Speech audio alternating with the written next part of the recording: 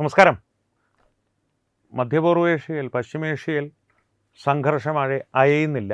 ഒപ്പം തന്നെ അമേരിക്കയുടെ ഭാഗത്ത് നിന്ന് ഇറാന് മേൽ ഇപ്പോൾ കനത്ത ആക്രമണങ്ങൾ നടക്കുകയാണ് എന്നുള്ള വിവരങ്ങളാണ് ഇപ്പോൾ പുറത്തു വരുന്നത്. അതിനിടെ ഈ അടുത്ത ദിവസങ്ങളിൽ ഈ കഴിഞ്ഞ ദിവസങ്ങളിൽ സാമൂഹ്യ മാധ്യമങ്ങൾ, പ്രത്യേകിച്ച് മുഖ്യധാരാ മാധ്യമങ്ങളല്ല, ചില ഈ സുപ്രഭാതം പോലുള്ള മാധ്യമങ്ങളുടെ ഓൺലൈൻ പതിപ്പുകളിൽ അമേരിക്കയുടെ നിരവധി രഹസ്യ താവളങ്ങൾ മരുഭൂമിയിൽ ഇറാൻ കണ്ടെത്തി നശിപ്പിച്ചു, അല്ലെങ്കിൽ കണ്ടെത്തി സമർത്ഥമായി അമേരിക്ക ഞെട്ടി എന്നുള്ള വിവരങ്ങളൊക്കെ അവർ പുറത്തുവിട്ടിരുന്നു. പക്ഷേ സൈനിക വിദഗ്ധർ പറയുന്നത് ഈ അമേരിക്കൻ സൈനിക താവളങ്ങളെക്കാളും അസർബൈജാൻ പോലുള്ള പ്രദേശങ്ങളിൽ ഇസ്രായേലിൻ്റെ രഹസ്യ താവളങ്ങൾ ഇപ്പോൾ നിരവധി ഉണ്ടെന്നാണ് പുറത്തു വരുന്ന വിവരങ്ങൾ.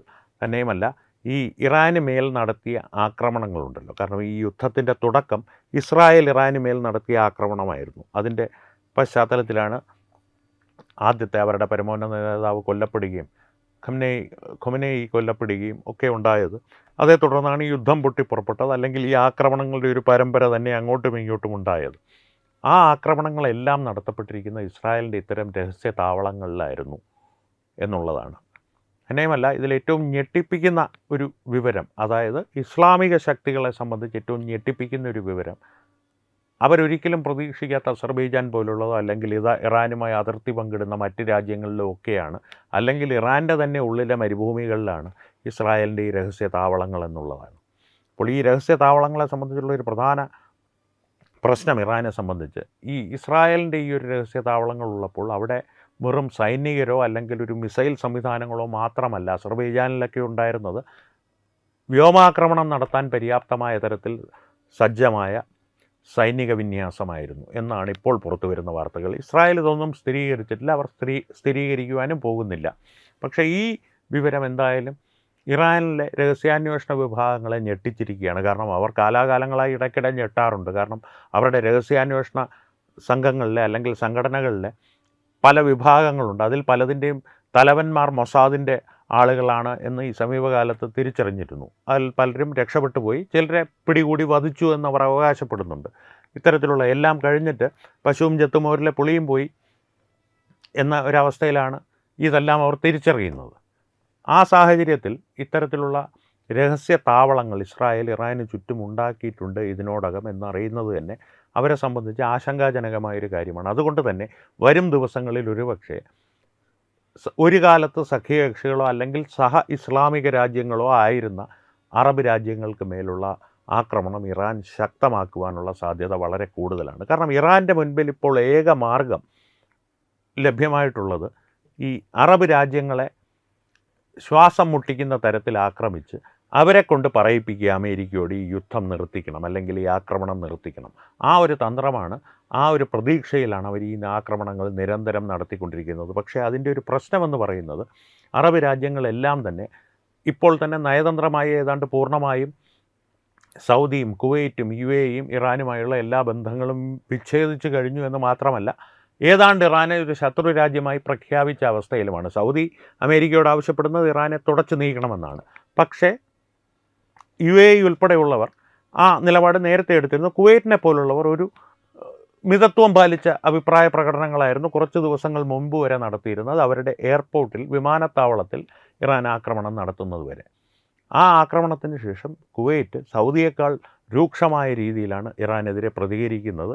ഇപ്പോൾ അനന്തര നടപടികൾ കൈക്കൊള്ളുവാൻ പോകുന്നത് ഒരുപക്ഷെ സൗദിയേക്കാളും ഒരു ചുവട് മുന്നിലായിരിക്കും കുവൈറ്റിൻ്റെ നടപടികൾ എന്നുള്ള രീതിയിലാണ് കാര്യങ്ങൾ വെളിവായി വരുന്നത്. ആ പശ്ചാത്തലത്തിലാണ് ഈ സൈനിക താവളങ്ങൾ, ഇറാനെ വളഞ്ഞു നിൽക്കുന്ന ഇസ്രായേലിൻ്റെ സൈനിക താവളങ്ങൾ പ്രസക്തമാകുന്നത്. ഇനി മറ്റൊരു വശത്തേക്ക് നോക്കിയാൽ ലെബനൻ്റെ കാര്യത്തിൽ ഇറാൻ വലിയ ആശങ്കകൾ പ്രകടിപ്പിച്ചിരുന്നു. ഹിസ്ബുള്ളയെ ആക്രമിച്ചാൽ, ലെബനനെ ആക്രമിച്ചാൽ, ലെബനൻ്റെ പരമാധികാരത്തിൽ കൈകടത്തിയാൽ ഞങ്ങൾ ഇടപെടും എന്നുള്ള പ്രഖ്യാപനങ്ങളെല്ലാം നടത്തിയിരുന്നു. ലെബനൻ പ്രസിഡൻറ്റ് ഈ കഴിഞ്ഞ ദിവസം വളരെ അർത്ഥശങ്കയ്ക്കിടയില്ലാത്ത വിധം ഒരു പ്രസ്താവന നടത്തിയിട്ടുണ്ട്. ഇറാൻ ഒരു മുന്നറിയിപ്പ് തന്നെ നൽകിയിട്ടുണ്ട്.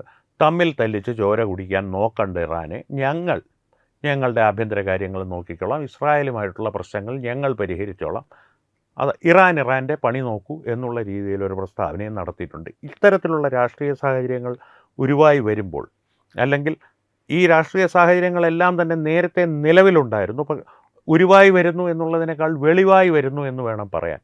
കാരണം ഈ അറബ് രാജ്യങ്ങൾ തമ്മിലുള്ളൊരു ശത്രുതയും പരസ്പരം ഇഷ്ടമില്ലായ്മയും എല്ലാം നേരത്തെ തന്നെ നിലനിന്നിരുന്നു. ആ ഇഷ്ടക്കേടും ശത്രുതയും എല്ലാം ഇപ്പോൾ മറനീക്കി പുറത്തു വരികയാണ്. അതാണ് വെളിവായി വരികയാണെന്നുള്ളതാണ് കൃത്യമായ വാക്ക് എന്ന് ഞാൻ പറഞ്ഞത്. ഇത്തരത്തിലുള്ള ശത്രുതകൾ വെളിപ്പെട്ട് വരുമ്പോൾ ഇനി മുന്നോട്ടുള്ള ലോകത്തിൻ്റെ ക്രമം എങ്ങനെയായിരിക്കുമെന്നുള്ള ആശങ്ക രാഷ്ട്രീയ നേതാക്കളുടെ എല്ലാം മനസ്സിലുണ്ട്. പ്രത്യേകിച്ച് മധ്യപൂർവ്വ ഏഷ്യയിൽ കൃത്യമായിട്ടുള്ള നിക്ഷേപങ്ങളും മധ്യപൂർവ്വ ഏഷ്യയിൽ താല്പര്യങ്ങളുമുള്ള രാജ്യങ്ങൾക്ക്, അമേരിക്കയുടെ താല്പര്യങ്ങളല്ല ഞാൻ പറയുന്നത്, ഭാരതത്തിനെ പോലുള്ള രാജ്യങ്ങളെ സംബന്ധിച്ച് പറയുകയാണെങ്കിൽ പ്രവാസികളായി നിരവധി ഭാരതീയർ മധ്യപൂർവ്വ ഏഷ്യയിൽ പല ഇസ്ലാമിക രാജ്യങ്ങളിലും ജോലിയെടുക്കുന്നുണ്ട്.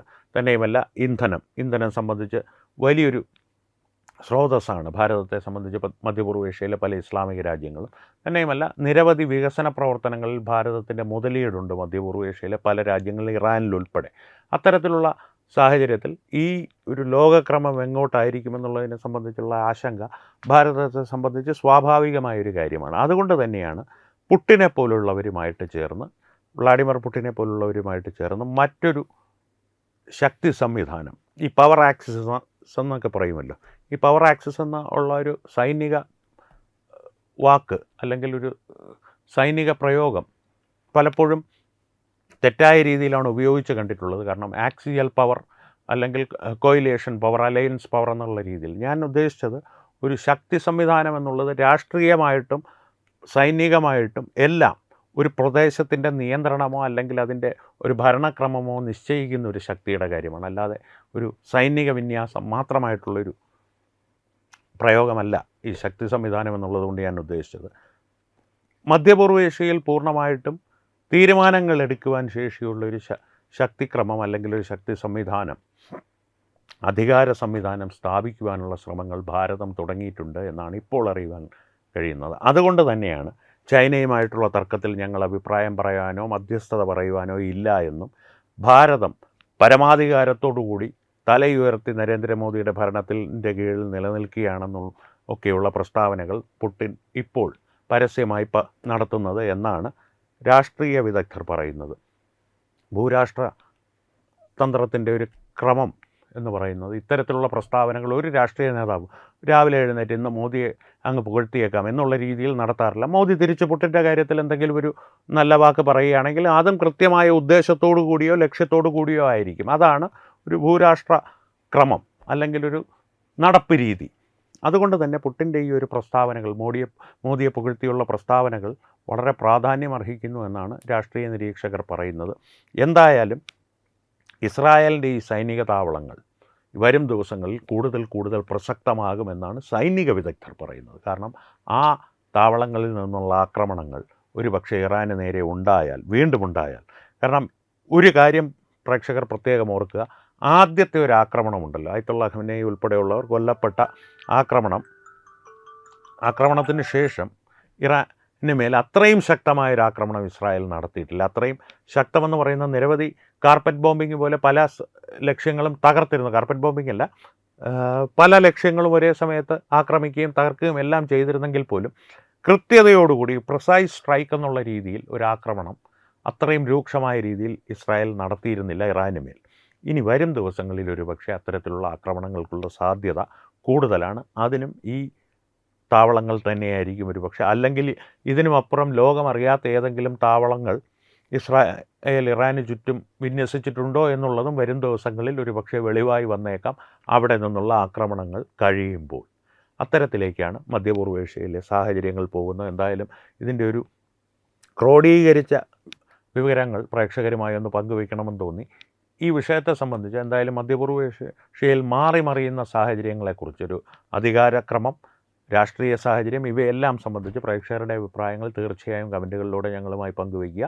സംവാദങ്ങൾ തുടരട്ടെ. വീണ്ടും കാണാം. നന്ദി, നമസ്കാരം. HIV അണുബാധ സന്തോഷപൂർണ്ണമായ ഒരു ജീവിതത്തിന് തടസ്സമല്ല. HIV അണുബാധയ്ക്ക് ഫലപ്രദമായ ചികിത്സ ഇന്ന് ലഭ്യമാണ്. ഇതിന് യഥാസമയം അണുബാധ കണ്ടെത്തുന്നതും കാലേക്കൂട്ടി ചികിത്സ നടത്തേണ്ടതും അത്യാവശ്യമാണ്. സൗജന്യമായ ചികിത്സയും മാർഗനിർദ്ദേശങ്ങളും സർക്കാർ ആശുപത്രികളിലെ ART അഥവാ ഉഷസ് കേന്ദ്രങ്ങളിൽ ലഭ്യമാണ്. ആരോഗ്യ സംരക്ഷണം ഓരോരുത്തരുടെയും ഉത്തരവാദിത്തമാണ്.